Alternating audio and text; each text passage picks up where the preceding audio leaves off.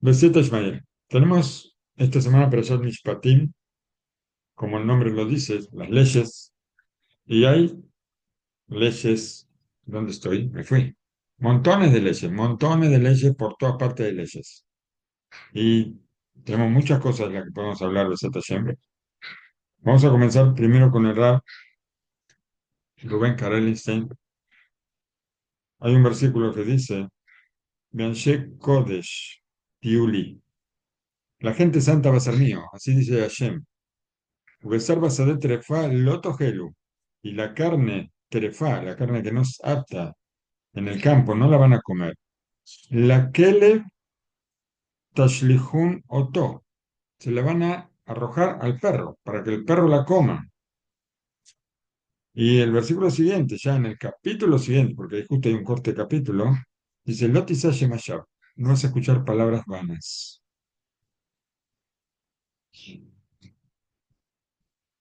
Hay acá dos temas que están juntos en la Torá, y los sabios disertaron sobre ese tema.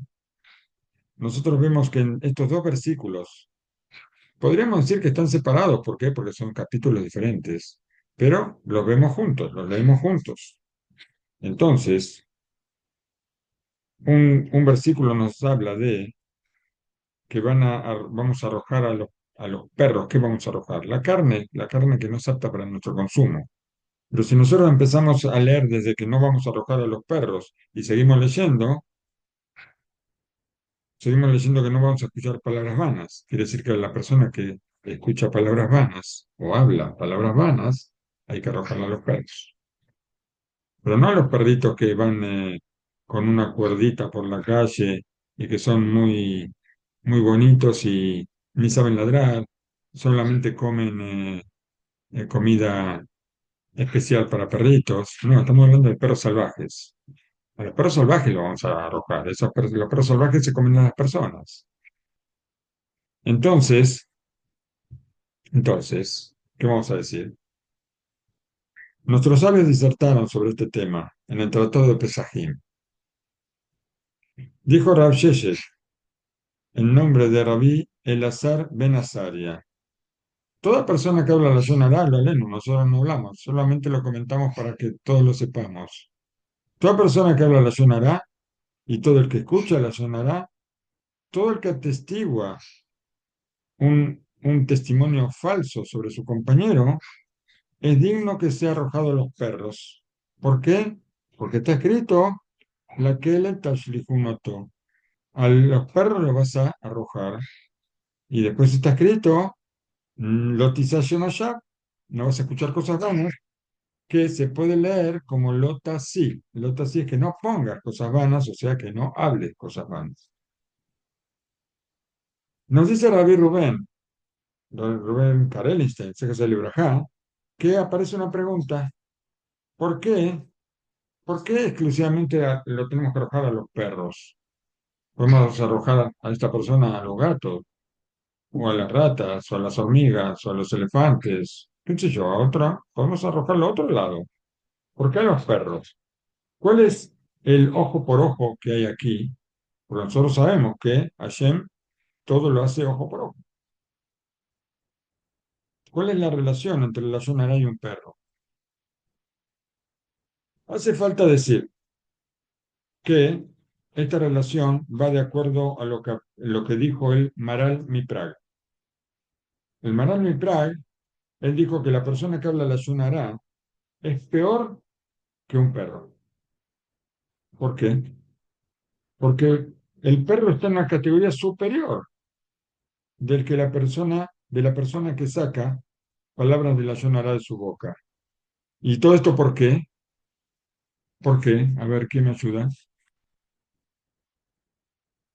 Si quieren ayudarme, si no, no. ¿Por qué? ¿Por qué el que habla la Shonara es peor que un perro?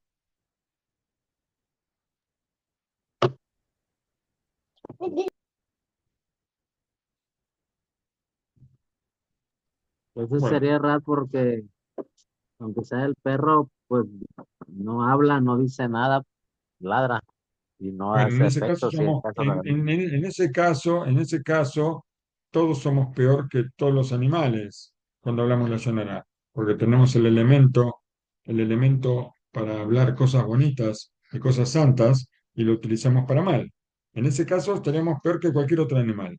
Pero hay algo específico que somos peor que el perro, es que si hablamos la Shonara. ¿Cuál es la respuesta? Y la respuesta es muy simple. Solamente tenemos que, claro, lo que pasa es que no nos acordamos. Leímos en Perashat Bo, leímos la salida de Egipto, ¿no es cierto? Perashat Bo, Beshalach, Yitro Mishpatim. 3 semanas, menos de 3 semanas que leímos esto y ya nos olvidamos. Igual lo vamos a recordar de vuelta dentro de un mes y medio, en Pesaj.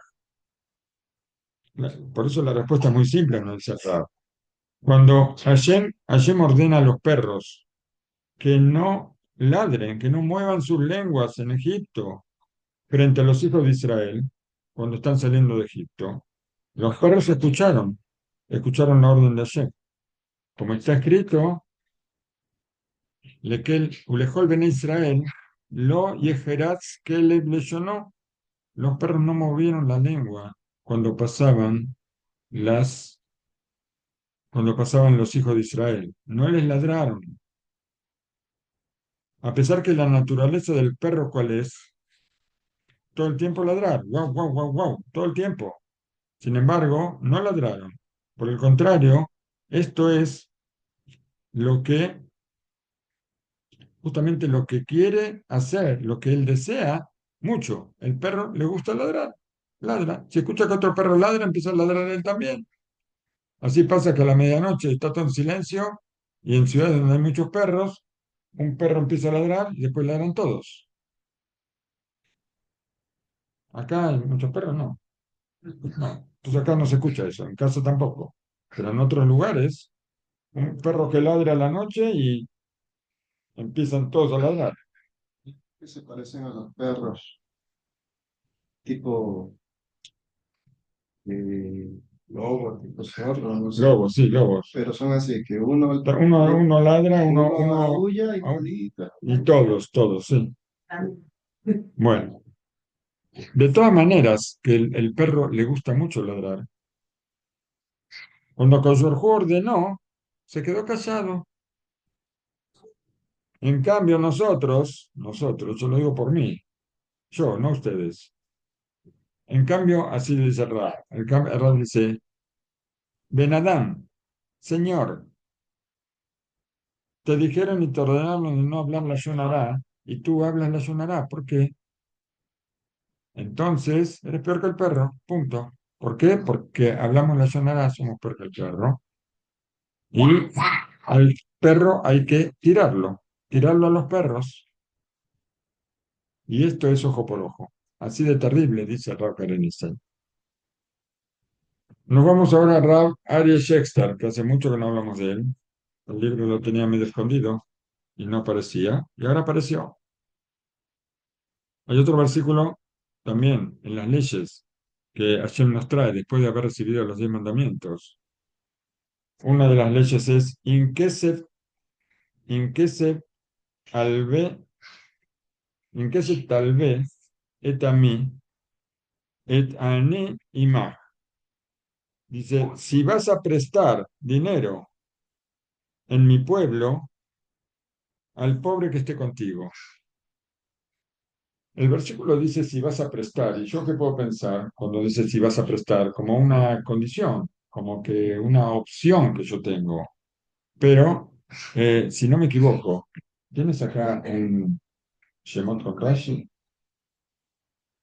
¿Está a mano? ¿O no, no hace falta, no hace falta, no hace falta. Yo creo que Rashi dice así. Después lo vamos a verificar. No hace falta, no hace falta. ¿Está ahí? ¿Está a mano? Bueno, si está a mano, gracias. Vamos a ver lo que dice Rashi con seguridad para no inventar cosas, por no inventar. Yo creo que Rashi dice que acá la palabra im, que siempre es condicional, en este caso no es condicional, sino que es una orden. Que si vas a prestar, tienes que prestar dinero. A ver, estamos en el capítulo 22, versículo 24.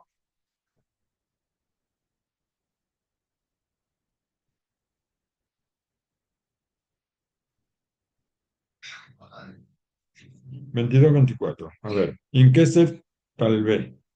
Inkesef Talbe Tameja. En Rabbi Ishmael, ¿qué dice?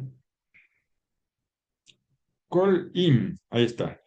Toda palabra im de la Torá es reshut, permiso, es opción, es algo opcional. Cuando yo digo im, es como si yo dijera, si pasa tal cosa, pasa tal otra, o si yo quiero, tal vez voy a hacer tal cosa, eh, como un condicional. Dice, menos en tres casos, y uno de ellos es este, que no es condicional, es orden. Hashem da la orden de que tenemos que prestar dinero en nuestro pueblo. Por eso, cuando nosotros vemos cómo se sostiene un gemaj es Gemilut Hasadim, es hacer favores, es una organización, hay gemaj de cualquier cosa, ¿saben ustedes, no? Que hay gemaj de cualquier cosa aquí, todo lo que necesiten hay en un gemaj. Solo conoces de ropa, pero hay de cualquier cosa. Si ves en las revistas aparecen los gemajim a veces. Hay, por supuesto, de dinero también. No nos conocemos porque no pediste prestado, por ocasión. No hubo que pedir prestado, pero de dinero hay también. Y los dinero es lo que más hay. ¿Cómo funciona un más de dinero? ¿Cómo se Primero que el más no cobra interés. Nadie cobra. Nosotros no cobramos interés para prestarnos dinero uno al otro. Pero, ¿cómo funciona el más para tener tanto dinero? Hay gente, el Gemaj publica un aviso. Si hay alguien que tenga un poco de dinero guardado en el colchón, en vez de tenerlo guardado en el colchón, que se lo da el Gemaj lo presta, hace una misua, se considera como que él mismo está prestando, pero él no corre ningún peligro. Porque yo le presto a una persona y la persona esta se escapa. ¿Qué hago? Nada. Se me fue el dinero, ¿cierto? ¿Sí? El GEMAC toma precauciones, tiene garantes y toma sus precauciones. Además, yo le presto el dinero al GEMAC. El GEMAC es una institución seria y ellos me dicen lo siguiente: en el momento que necesito el dinero, me lo pides. Entonces, el GEMAC tiene una fuente de dinero para poder prestar. ¿Gracias a qué? A que gente que tiene dinero guardado y no lo necesita ahora, entonces se lo da al Gemaj, para que el Gemaj lo preste. Y eso se considera como si yo hubiera prestado el dinero también. Y nos pregunta acá el Rab Ari Shekster, sé que es el libro acá, ¿por qué Hu dio esta misma? ¿Para qué dio esta misma? ¿Para qué? ¿Para qué nos dio una misma de prestar dinero? Dice, si una persona está necesitada de un préstamo, ¿sí? ¿Para qué? Que Hashem le dé al pobre directo. ¿Para qué tiene que hacer Hashem a una persona pobre y esperar que yo le preste, o que yo le regale, o que yo le dé de acá? ¿Para qué? ¿Para qué Hashem hace esto? Que nos haga todos socialistas, ¿sí? Comunistas, y entonces todos somos iguales, todos tenemos igual, nadie tiene más que nada. O no hagamos tanto, no vaya de extremo político, no hagamos extremo político. Que Hashem a esta persona pobre le dé directamente y que no haya que esperar que alguien sea generoso. Hoy nadie quiere contestar. ¿Por qué Hashem hace una persona pobre? Si Hashem quiere el bien de la persona. Y ahora vamos a tener que esperar que haya una persona generosa, o que le dé un préstamo, o que le dé un regalo, o que le dé caridad, o que alguien le preste. ¿Por qué? Es que también hay una, Muy bien, Carlos. Hola, hay una Carlos. misma en la Torá, ¿verdad? En la que ¿Cómo? dice que no va a, hay una palabra en la Torá que dice que Hashem dice que no iba a faltar menesteroso en la Ares, pues, y Y pues bueno, es y para pasa. eso. Hay personas que necesitan, pero acá está la respuesta en el chat. Para dar mérito a los ricos y a los no tan ricos. No hace falta ser rico para darse de acá. No hace falta ser rico. Yo tengo que separar mi diezmo y el diezmo lo puedo usar también para darse de acá a una persona pobre. Puedo usarlo. Entonces, ¿qué pasa? Esto es lo que pasó, si no me equivoco, no me acuerdo quién era el general romano, creo que era Tornostropus o algo por el estilo, que él le preguntó a Rabbi Akiva. Le dijo, si Hashem tanto quiere a los pobres, que le compense la pobreza. Y Rabbi Akiva le dijo, para dar unos méritos a nosotros, que nosotros podamos sacarlo de la pobreza a esta persona. Porque es una prueba. Es una prueba, ¿por qué? Porque no a todo el mundo le gusta meter la mano en el bolsillo, ¿cierto? Explica, todo esto lo dijimos por encima. Y Cole acabó la respuesta muy bien. Explica el Bala Jinuj, el libro Ajinuj, que lo nombramos muchas veces, el libro que ahí explican los 613 preceptos. Acá Hu quiere que una persona dé, ¿para qué? ¿Para qué? No solamente para darnos mérito, no solamente para darnos mérito. Acá Hu quiere que nosotros demos de lo nuestro, ¿para qué? Para transformarnos en una buena persona, para ser, para poner en nosotros la cualidad de la piedad, que seamos piadosos con nuestros semejantes, para que rompamos nuestras cualidades, romper cualidades malas, que no nos faltan, y que prestemos al pobre con el corazón generoso y en silencio, sin preocuparnos. Akash Barjú quiere hacer de nosotros personas especiales, especiales, no solamente buenas, sino especiales. Cuenta Rav Shekster, mi maestro, Rabí Moshe Yeshua Landa, sé que es el de Brajá, él acostumbraba a, a llegarse al Hasonish. Vivía en Jerusalén y iba a verlo al Hasonish todas las semanas. ¿Para qué? Para llevarle preguntas de la gente de Jerusalén. La gente de Jerusalén preguntaba, le preguntaba al Rab Moshe Yeshua Landa, pero no le preguntaba para que él conteste. Le preguntaba porque sabían que él iba todas las semanas, iba a ver al Hasonish. Entonces, ¿para qué? ¿Para qué le preguntaban? Para que él anote las preguntas y el día de la semana que iba a ver al Hasonish, que se las lleve. El Hasonish le responda y entonces él traía las respuestas. Una vez, él le dijo así al Hasonish. Le preguntó, dice, yo soy un estudiante joven, o sea, era poco tiempo después del casamiento, soy un estudiante joven que estudia en el Colel. Y para poder llegar a Rabenu, para poder llegar al Hasonish, a traerle las preguntas, yo necesito santificar 8 horas en la semana. El viaje de Jerusalén a Benévera, estamos hablando hace tal vez, a ver, Hasonish falleció en el año 54, si no me equivoco, quiere decir que estamos hablando de aproximadamente 70, 80 años.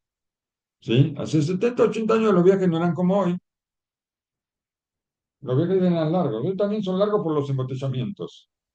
¿Sí? Que a cada rato un embotellamiento. Antes no había embotellamiento, había pocos carros. Pero, ¿cómo eran los autobuses para llegar a...? Yo pregunto cómo hacía el autobús para subir a Jerusalén. No sé cómo subía a Jerusalén en el autobús. Por las rutas, aparte de rutas donde no sé si había asfalto siquiera, tal vez eran de tierra. Pero 8 horas ida y vuelta a Benebrak. Mucho más de lo que es hoy, por supuesto. Entonces, la pregunta ¿cuál era? Él traía preguntas y yo tengo que perder 8 horas en la semana. Ese viaje de ida y vuelta, porque tenía que ir, no había de Jerusalén a Benévera, había de Jerusalén a Tel Aviv. De la central de Tel Aviv había que tomar el 54 a Benévera. Todavía existe el 54. De la central de Tel Aviv a Benévera. Y tarda muchísimo. Tarda muchísimo y lo que tardaría antes sería peor todavía. Entonces, 8 horas ida y vuelta, él le pregunta al Hasonish, ¿está permitido que yo pierda tantas horas de estudio? Le contestó el Hasonish, ¿tú piensas que tú estás perdiendo 8 horas de estudio? No es así. Con estas preguntas que tú traes de la gente y le llevas las respuestas a la gente, te estás haciendo una persona de favor. Y la Torah que tú estudias se transforma también en Torah de favor. Y con esto tú no estás perdiendo, estás ganando. La Torah que tú estudias sube de categoría. ¿Por qué? Porque es Torah de favor. Tú haces favores, y entonces la Torah es de favor, y entonces no hay ninguna pérdida acá, solamente hay ganancia. Tú llegas a Jerusalén con las respuestas para esclarecer a la gente. Y esto te hace, te provoca una elevación. No tienes que despreciar ese tiempo como, como algo que no sirve, sino que es algo que tiene mucha utilidad. Sigue contando que después del Holocausto, llegó a los Estados Unidos, llegó mucha gente que no tenían absolutamente nada. Llegaron, la mayoría de la gente iba, como se dice, a hacer la América, ¿no es cierto? ¿Y cómo hacían la América? Ellos llegaban sin absolutamente nada a los Estados Unidos y empezaban a juntar centavo sobre centavo, hasta que muchos se hicieron ricos, pero se hicieron multimillonarios. ¿Por qué? Porque era un mundo diferente. Era todo lo contrario a lo que era Europa antes de la guerra. Era un mundo de consumo, un mundo donde la gente tal vez se desprendía de cosas, apenas la empezaba a usar y una persona podía encontrar algo que estaba sin dueño, prácticamente nuevo. Entonces, era un mundo diferente. La gente se podía hacer rica en muy poco tiempo. Esta persona, esta persona que hizo toda esta riqueza con sus 10 dedos hasta convertirse en una persona rica, ¿qué va a pasar? Por naturaleza es avara, ¿cómo se dice? Avara en Latinoamérica. Avaro, amarrete, ¿cómo se dice? Codo. ¿Eh? Codo. Codo. Esa no había escuchado nunca. En codo. Es codito, codito, en Argentina decimos codito. Esta persona es avara, amarrete, no quiere desprenderse de su dinero por nada. ¿Por qué? Yo lo gané.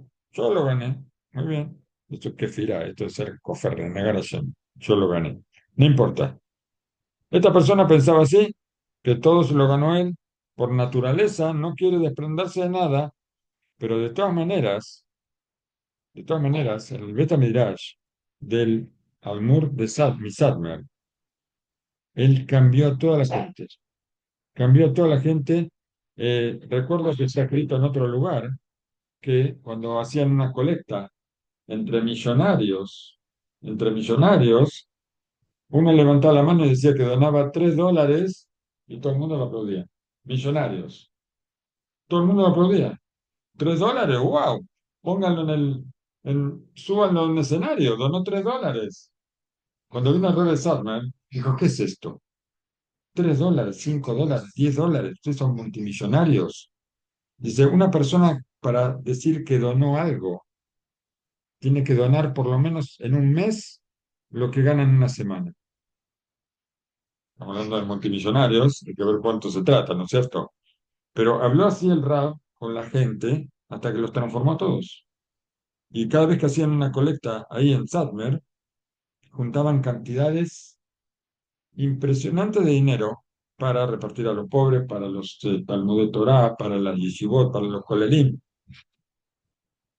Y por eso se dieron cuenta, transformó, pero no solamente eso, sino que cuando la gente da también se transforma. Se transforma, ¿por qué? Porque sabe que está dando para algo que es especial y esto tiene que ver con la piedad, tiene que ver con muchas cosas. También con la emuná, por supuesto, porque ¿cómo le hago yo creer a una persona que tiene que donar tanto? Muy simple. Tener fe que las cuestiones de dinero son solamente de Hashem. Solamente de Hashem. Escuché, antes de seguir, escuché sobre el Rab Biderman, dijo hoy, no lo dijo hoy, lo dijo ayer, antes de ayer, yo lo escuché hoy. Una persona, lo aleno, que tuvo un hijo que fue a la incubadora. Había nacido chiquitito, fue a la incubadora, pero estaba hablando, el rabbi está hablando en la Levayá. Cuando falleció este pequeño, 62 años atrás nació, pero nació muy pequeño, muy chiquito, fue a la incubadora. Y en esa época parece que era una época en que había problemas de corriente en todas partes. Y en el mismo hospital la corriente se cortaba, no había generador, estamos hablando de muchos años atrás, y entonces la incubadora se apagaba y se prendía, y el chico quedó con un problema, el aleno quedó con un problema de vista para toda la vida, que no le quedó, estaba ciego, ciego directamente. Cuentan, cuentan los hijos, o sea, vamos a decir, los hermanos de este fallecido, que al padre vino una persona y le dijo, mira, tú puedes hacer una demanda al hospital, haces una demanda al hospital y vas a tener una fortuna. ¿Por qué? Porque el hospital fue imprudente al permitir que se corte la luz y es una imprudencia del hospital el defecto que tiene el hijo y entonces no solamente que vas a recibir una pensión de por vida para, para atender al hijo, sino aparte una indemnización de parte del hospital. El hombre dijo, yo sé que puedo hacer esto, pero el dinero viene todo de Hashem. Yo no necesito hacer un juicio, culpar al hospital de trato inadecuado, ¿cómo se puede decir? De falta de responsabilidad. No puedo hacer esto. ¿Para qué? ¿Para conseguir dinero? Hashem lo va a proveer. Y Akadosh quiere hacer de nosotros, como estábamos diciendo, una persona especial. Por eso vimos lo que hizo Rebbe de Sadmer en su comunidad, que ¿qué hizo? Transformó a la gente. Transformó a la gente que era codito, codo, amarrete, avara, tacaña, qué sé yo, tantas palabras que hay para describir esto. Los transformó en personas, en otras personas. Hashem nos quiere hacer especiales, correctos, buenas personas, frente a todo lo que hace el mundo, con que siempre hay intereses de por medio y que ¿cuál es nuestra finalidad? ¿Cuál es la finalidad que Hashem tiene para nosotros? Es romper con nuestras cualidades malas. Hoy en día, todo el mundo sabe que, ¿qué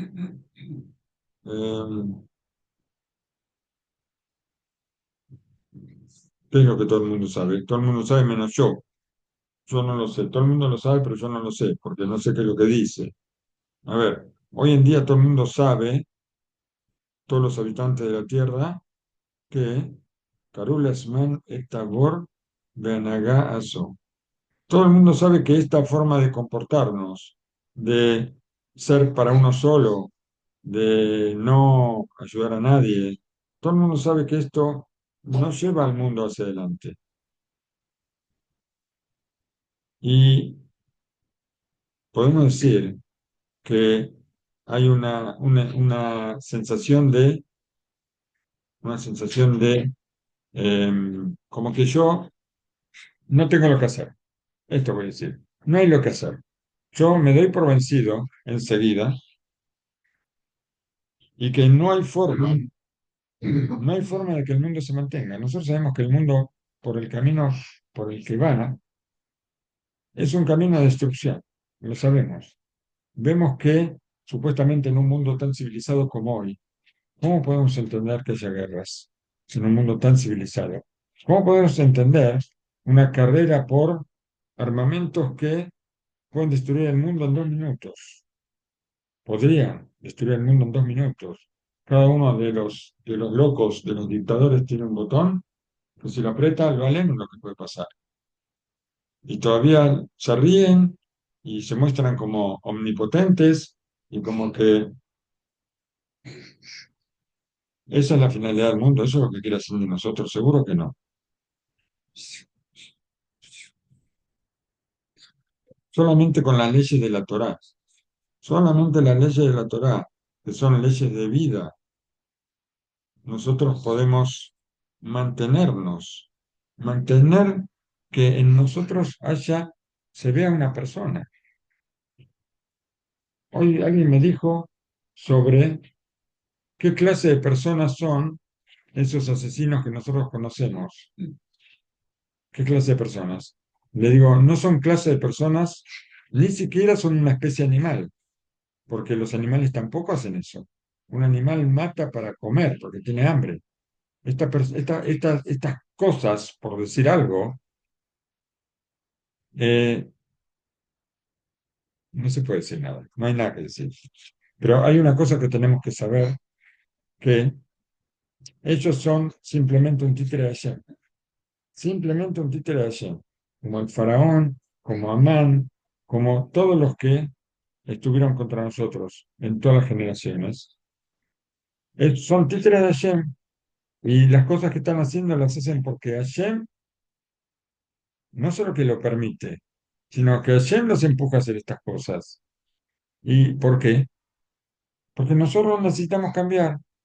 Entonces, sería muy cruel, tal vez, sería muy fuerte decir que nosotros somos los culpables de todo esto, pero es la realidad, es la realidad, no podemos decir que no. Nosotros cada uno tiene que mirarse por dentro y ver qué hace mal, qué hace contra la voluntad de Hashem. Y uno va a decir, bueno, sí, yo me miro por dentro. ¿Y qué gano? ¿Yo voy a cambiar el mundo? Sí, yo lo voy a cambiar. Un granito más de arena va a dar vuelta la bandeja.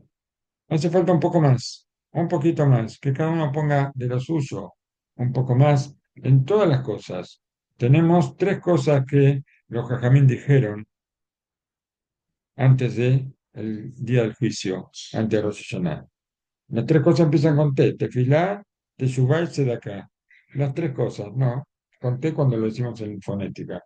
Pero teshuvá, arrepentimiento, saber qué es lo que estamos haciendo mal. Si no es por una cuestión vamos a decir, por una cuestión de alajot, que por una cuestión de alajot, Hashem no puede hacernos semejante cosa. Fundamentalmente tenemos que ver qué pasa con nuestro trato con nuestros compañeros, con nuestros semejantes. Cuando vemos una persona que necesita algo, le damos vuelta a la cara. Cuando vemos que una persona hizo algo bien, lo tiramos abajo, en lugar de felicitarlo. Cuando vemos una persona que necesita, no vamos a decir que necesita dinero, vamos a decir que necesita una sonrisa, necesita una mano en el hombro y no se lo damos. Entonces, en estas cosas tenemos que fijarnos. Siempre los sabios les van a preguntar, en estos días tan difíciles, porque siempre tenemos días difíciles, en estos días tan difíciles, ¿qué tenemos que arreglar? Y los sabios fueron unánimes. Ben Adán la Javeró, siempre es entre una persona y su compañero. Esto es lo más grave que hay. Y Hashem dice, si tú te ocupas de mis hijos, yo me ocupo de los tuyos. Entonces, cuando nosotros hacemos un bien para los demás, Hashem nos va a hacer bien a nosotros. Yo no tengo que preocuparme por mi bien y que los demás hagan lo que quieran. Yo tengo que preocuparme por el bien de los demás. A veces recibimos patadas, muchas veces recibimos patadas, pero esa es una prueba más que Hashem nos pone. Hashem nos pone una prueba ¿para qué? Para ver si vamos a seguir ocupándonos de los demás. Hashem quiere que nosotros mantengamos un aspecto normal, a pesar de que estamos hechos de semejanza de Hashem y que tenemos para dar mucho más, pero que estemos normales y que, como nosotros decimos en el Kriyat Shema, Babura Botenu, Shebathu Beja, por nuestros padres que confiaron en ti. Y entonces, ¿cuál es el regalo que Hashem les dio a ellos? Betel Meladem, Betalmedem, Ukehaim, que enseñen leyes de vida, o sea, las leyes de la Torá. Hay otro versículo que también tiene que ver con esto. Hay otro versículo que dice, si ves el burro de tu enemigo que cae aplastado por su carga y no puede levantarse solo. Tampoco el burro con tu enemigo tampoco puede levantarse solo entre los dos. Ve y ayúdalo, no de vuelta la cara. Ah, es mi enemigo. Es mi enemigo, entonces ¿para qué tengo que ayudarlo? Seguramente, si lo ayudo en vez de gracias, me va a dar una patada cuando me dé vuelta. Entonces, ¿para qué tengo que ayudarlo? La Torá me ordena. La Torá me ordena. Él no puede levantar a su burro. Ayúdalo. Una vez, cuenta Rav Shester, una vez me invitaron a dar una conferencia en la ciudad de Ashkelon, al sur de Israel. Cuando llegué ahí, se me acercó un yudí con barba blanca y me dijo, honorable rabino, yo quiero contarle un relato. Dice, yo estuve entre los, entre los soldados que conquistaron el Cote la Maravilla, los soldados que en el año 67 conquistaron Jerusalén, 66 o 67, no sé, la guerra de los 6 días, creo que es 67, no, no sé bien, no es problema eso. Este hombre estuvo entre los soldados que conquistaron todo Jerusalén. Ahí se pudo abrir a todos los judíos para que puedan ir al Cótel, que tenían prohibido ir hasta ese entonces. Y conquistamos también toda la ciudad antigua de Jerusalén. Yo invertí muchas de mis fuerzas, mucho sacrificio en esta guerra. Me esforcé mucho, como si fuera yo el dueño de toda la tierra de Israel y estoy defendiendo lo mío. Y después de la guerra, cuando, cuando le conté esto a un grupo de Yudim que cumplían con la Torá y los preceptos, vi en ellos una expresión de poca importancia o de desprecio por las cosas que yo hice. Y entonces recibí esto con odio. Odio hacia las personas observantes de la Torá. Esto es algo que pasa mucho aquí en el Israel, lamentablemente, que hay entre las personas que cumplen y las que no cumplen, hay como una especie de guerra fría. ¿Así se llama? Guerra fría, como una guerra oculta que hay. Y es algo muy lamentable. ¿Por qué? Porque somos todos hermanos. Cuenta este hombre, o sea que este hombre que desde ese momento empezó a odiar a la gente observante, cuenta este hombre que la esposa lo empujó 3 veces para que vaya a un seminario de esclarecimiento de la Torá, que normalmente lo organiza una organización que se llama Arajim. Seminarios donde va la gente, mucha gente sin conocimiento o con muchos prejuicios. Y entonces los rabinos les explican cuál es la verdad de todos esos prejuicios. ¿Por qué? Porque piensan que la gente que sabe Torá desprecia al que no sabe, o que lo ve como una persona no judía, y el que no estudia Torá lo ve al religioso, al observante, lo ve como clase B, y todo, uno al otro, uno desprecia al otro, es una guerra infinita que nunca termina. Por eso los sabios nos dicen que tenemos que querer a todo el mundo, pero aparentemente no lo hacemos bien.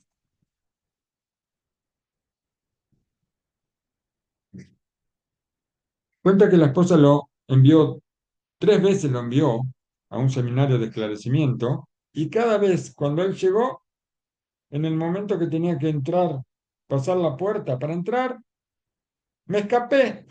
Así decía, como un chico, se escapó.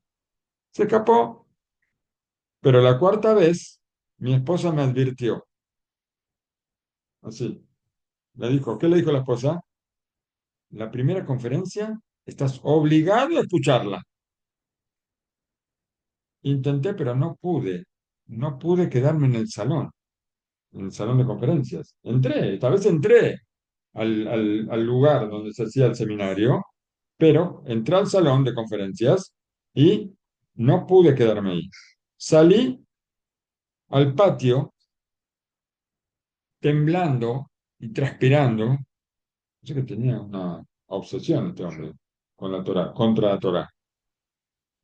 Salí temblando, transpirando y empecé a andar de un lado al otro del patio como desesperado. De pronto me encuentro con un yudí que me pone la mano en el hombro con mucho cariño y me dice, ¿en qué puedo ayudarte? Vio que necesitaba algo. ¿En qué puedo ayudarte?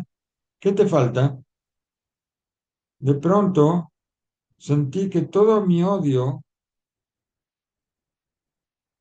se deshacía. El odio que yo le tenía a las personas observantes. Este era un hombre observante que se me presentó delante, un hombre que tenía así tipo Hasid, tipo piadoso, con con un saco largo, con las peot saliendo para todos lados, una barba de medio metro, y aparte gordito también, como que la capota que tenía era una cosa, una carpa era, y se le deshizo todo el odio a a los observantes. ¿Por qué? Porque le apoyó la mano en el hombro. Él la apretó muy fuerte, tal vez, no sé, no creo. Dijo que él sintió una mano llena de cariño. Sentí el amor de este hombre y todo mi odio desapareció. Entonces entré a la conferencia, como me obligó mi esposa, y después me quedé todo el seminario, y de ahí en adelante empecé a cumplir con la Torá. Hacía falta que le apoyen la mano en el hombro nada más, y que en vez de que la esposa le grite para que vaya al seminario, que alguien le diga, qué necesitas? ¿Qué te pasa? ¿Y usted sabe quién era ese hombre que me puso la mano en el hombro? Era usted, Rav Schechter, era él. Sin amor a Israel es imposible acercar los corazones. Esto es lo que dice Rav Schechter. Se puede ver, hay videos, hay fotos, porque falleció hace unos cuantos años, pero las conferencias de él son unas cosas maravillosas. Nosotros tenemos aquí el caso que nos trae la Torá y que nos habla sobre el burro del enemigo. ¿Y por qué me dice justamente el burro del enemigo? Hay varias cosas que con la ayuda de Shem las van a leer. No se las voy a contar porque está muy parecido a lo que ya escribimos para esta semana. Entonces, una cosa solamente que cabe destacar, que preguntan los sabios, ¿qué pasa cuando tengo el burro de mi amigo y el burro de mi enemigo? ¿Con quién empiezo? En forma natural, yo voy a pensar que primero ayudo a mi amigo. ¿Por qué? Porque es mi amigo. ¿Por qué tengo que ayudar a mi enemigo? Y más, trae un caso diferente. Trae un caso donde, eh, ¿cómo se puede decir? Tal vez trae dos casos diferentes. Uno de ellos, uno de ellos es un caso donde el burro está aplastado, como el que dijo el versículo. Cuando el burro está aplastado, hay un tema adicional, que es el sufrimiento de un animal, que nosotros tenemos que evitarlo a toda costa. Ahora, cuando yo tengo que ayudar a una persona a levantar la carga, ayudar a levantar la carga no es una, ¿cómo se puede decir? No es un precepto de la Torá. La Torá nos pide ayudar a nuestros compañeros, a darle la apoyo que necesitan, pero esto es un caso particular. Si al burro se le cayó la carga, levantarle la carga, lo puedo hacer yo, lo puede hacer otro, lo puede hacer cualquiera. No hay una orden especial. Al burro se le cayó la carga del lomo y yo se la tengo que levantar. Entonces, nos trae dos posibilidades, donde una es que el burro se desplomó con la carga sobre el lomo y está sufriendo, porque la carga la sigue teniendo sobre el lomo, y no se puede levantar. Simplemente se desplomó por el peso. Pero ese es el burro de mi enemigo. Perdón, me cambia la situación. Me habla del burro de mi amigo ahora, que se desplomó. Y el burro de mi enemigo simplemente se le cayó la carga. ¿A quién tengo que ayudar primero? En el caso que el burro de mi enemigo se desplomó, no me cabe duda, tengo que ayudarlo. ¿Por qué? Porque está sufriendo el animal. Cuando el burro de mi amigo se desplomó, yo podría pensar que ayudar a un animal, a sacarle el sufrimiento al animal, es un precepto de la Torá, ¿cierto? Pero la Torá nos quiere hacer personas especiales. Entonces, por única vez en toda la Torá, nosotros vamos a darle importancia a algo más que al sufrimiento del animal, a pesar que tal vez no sea de la Torá, pero sí es de la Torá, porque es conquistar a nuestro instinto del mal. Conquistar al instinto del mal. El instinto del mal, ¿qué me dice? ¿Ayuda al amigo o al enemigo? ¿A quién? Al amigo. Y más que está sufriendo su animal, que se cayó. No, la Torah dice ayudas a tu enemigo, porque esto es contra la naturaleza. Es contra tu naturaleza, que no es buena, porque tú quieres más al amigo que al enemigo. Y yo quiero, dice Hashem, que tú primero te ocupes del enemigo. ¿Para qué? Para romper tus cualidades. Ahora les quiero contar algo, antes de irnos, contarle algo que escuché también hoy de Rabbi Biderman. No le voy a dar con todos los detalles porque todos los detalles no los recuerdo, pero algo que nos dicen nuestros sabios, los Rishonim, lo trae Rabbeinu Behaye, lo trae Rambam, que cuando nosotros hacemos algo que es fuera de lo natural, podemos traer todas las salvaciones que necesitemos, las podemos traer de una sola vez. O sea, cualquier cosa lo haremos, que no nos pase nada, que no nos falte nada, pero si en algún momento hay algo que falta, hace falta hacer algo que está fuera de lo normal, fuera de lo natural. Para mí, si yo hago algo para los demás o para Shem, algo que no es natural en mí, por supuesto una cosa buena, entonces con esto, ¿qué voy a conseguir? Voy a conseguir una salvación en forma milagrosa también, no en forma natural. Y en el libro Menorat Maor, que no me acuerdo de quién es, yo creo que es del Rambam, el Menorat Maor. Si es del Rambam, es un Rishon, un Rishon. Un Rishon, estamos hablando Rambam, ¿cuándo hace que vivió? No sé, 800 años, 900 años, no sé cuánto exactamente. Ahí cuenta sobre un matrimonio que la mamá estaba un viernes a la tarde, noche, la mamá estaba en la casa y el papá estaba en el Betagneset. De repente se escuchó en la calle, se escuchó un grito muy fuerte y averiguaron qué pasó. Y se dieron cuenta que los dos hijos de este matrimonio, de 10 años, ahí dice que los dos tenían 10 años, puede ser que fueran mellizos, no sé, no me especifica, se cayeron en un pozo y murieron. Así, un pozo, había un pozo ahí en la calle, en el campo, había un pozo profundo y murieron ahí. El padre estaba en Betagneset, no se enteró de nada. La mamá, le fueron a contar a la mamá. Cuando el papá llega al Betagneset, la mamá estaba con una cara terrible, pero le dijo que estaba cansada, no le quería decir al marido. Cuando terminaron de comer, le dijo, querido, tengo algo que contarte, pero si quieres, si tienes ganas. Si tienes ganas te lo voy a contar, y si no tienes ganas no te lo voy a contar. Así le dije. Por favor, cuéntame, le dije, cuéntame. La mujer le contó que no una persona, perdón, que alguien depositó en ella 2 coronas de oro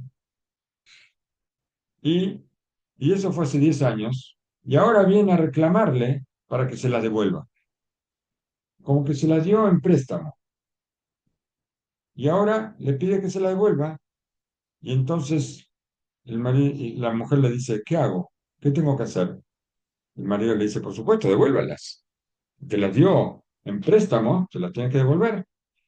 La mujer le dice, está bien, esas 2 coronas son tus 2 hijos, que se cayeron en un pozo y murieron. Por favor, por favor, hazlo por Hashem, no profanes Shabbat, le dice. No es que el marido profanaba Shabbat, que no profanes Shabbat, ni siquiera estando triste, porque en Shabbat no podemos estar tristes. ¿Y cómo hace una persona para no estar triste ante semejante noticia? ¿Cómo hace? Dijo, hazlo por tus hijos, hazlo por mí, hazlo por Hashem. Tenemos que estar en Shabbat, tenemos que estar felices, cantar. Olvidémonos lo que pasó, olvidarlo, no pensar en eso, porque esa es una de las condiciones que trajeron los Rishonim, Rabbeinu Bejai y Rambam, para que cuando nosotros tenemos que pedir algo, que no pensar en esa cosa si estamos en Shabbat. Y así pasaron Shabbat con alegría, se puede decir, sí, con alegría, porque se propusieron no profanar el Shabbat. Cuando terminó Shabbat, fueron con la Hebre Kadisha para ir a tratar a sacar a los chicos del pozo para enterrarlos directamente. Empezaron a, empezaron a abrir el pozo para poder sacarlos y los sacaron vivos. Así, vivos los sacaron. ¿Por qué? Porque no profanaron el Shabbat. Porque hicieron algo contra la naturaleza. Acá dice el Rab Biderman, Shlita, él dice, no sé si hubo Tejiat Metim, no sé si revivieron los muertos o si estaban vivos adentro, no sé. El Menorat Maor, el libro donde está escrito esto, no dice qué es lo que pasó. Pero lo que dice es que cuando nosotros hacemos algo que está contra la naturaleza, entonces también Hashem hace con nosotros cosas contra la naturaleza. Entonces, sabemos, hoy vimos cómo hay que amar a toda persona, cómo evitar hacer sufrir a toda persona. ¿Qué más vimos? Lo que provoca la Shonará. Y también lo que podemos llegar a conseguir cuando nos entregamos, cuando ayudamos a nuestros compañeros y fundamentalmente cuando cumplimos la voluntad de Dios.